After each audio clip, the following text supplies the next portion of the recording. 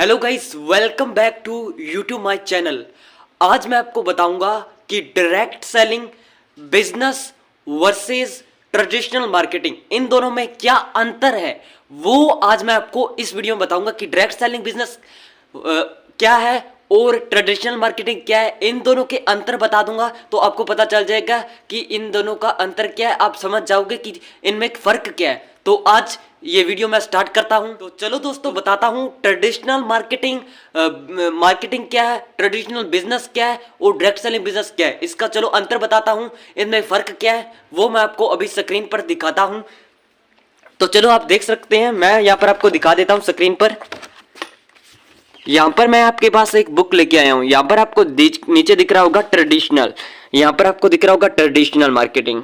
तो चलो मैं थोड़ा सा जूम करके आपको दिखाता हूँ। यहाँ पर आपको ट्रेडिशनल मार्केटिंग पहले मैं आपको बता देता हूँ, फिर मैं आपको बताऊंगा कि डायरेक्ट जो सेलिंग है वो उसके बारे में बताऊंगा। पहले यहाँ पर आपको ट्रेडिशनल मार्केटिंग पता चल जाए, फिर मैं आपको डायरेक्ट सेलिंग बताऊंगा। पहले आपको यहाँ पर दिख रहा होगा ट्रेडिशनल मार्केटिंग, इसका मतलब क्या होता है। पहले यहाँ पर आप देख रहे हैं, यहाँ पर मैन्युफैक्चरिंग, मतलब कोई भी चीज है यहाँ, मतलब कोई भी कंपनी है वो जब अपनी मैन्युफैक्चरिंग करती है तो उसकी क्या कॉस्ट होती है, 20% उसकी मैन्युफैक्चरिंग कॉस्ट होती है।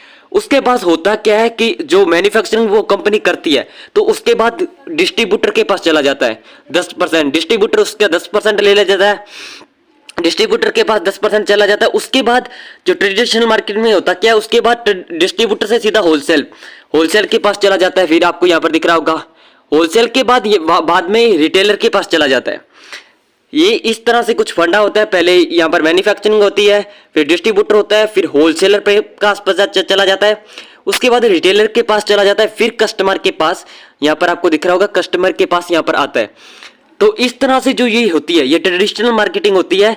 इसमें पहले मैन्युफैक्चरिंग होगी, फिर डिस्ट्रीब्यूटर के पास जाएगा, फिर होलसेल के पास जाएगा, फिर रिटेलर के पास जाएगा, फिर कस्टमर के पास आएगा।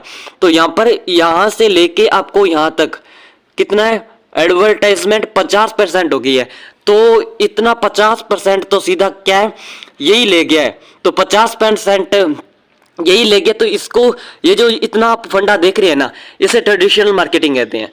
अब मैं जो आप इतना आपको समझ में आ ही गया होगा, जो इतना ये होता है ना कंपनी का जो फंडा है, इसे ट्रेडिशनल मार्केटिंग कहते हैं। तो अब मैं आपको बताता हूं डायरेक्ट सेलिंग। आपको इधर दिख रहा होगा डायरेक्ट सेलिंग, इसमें फंडा क्या है, इसका फंडा मैं आपको सिंपली बता देता हूं। ये है कंपनी, यहां पर क्या था, यहां पर ये था, यहां पर ये कंपनी थी, मतलब मैन्युफैक्चरिंग कंपनी थी।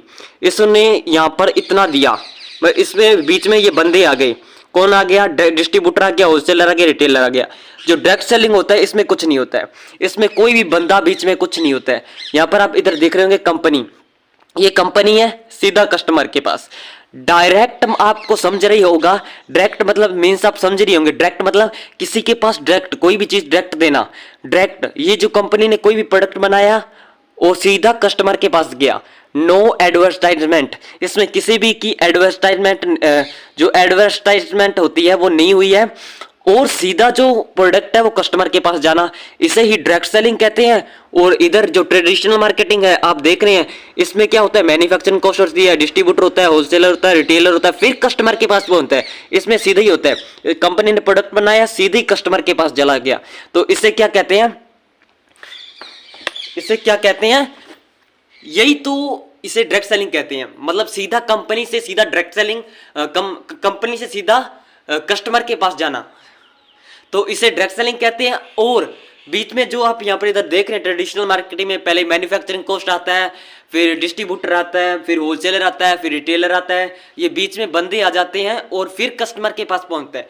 डायरेक्ट सेल में डायरेक्ट सीधा पहुंचता है। इस तरह से ये अंतर था, ये इसमें फर्क था। मैंने आज आपको पूरे डिटेल में बता दिया है। अगर आपको कोई दिक्कत है तो कमेंट भी कर सकते हैं। बाकी आपको धन्यवाद ये वीडियो देखने के लिए, दिल की गहराइयों से और भगवान की कृपा से ये वीडियो देखने के लिए धन्यवाद।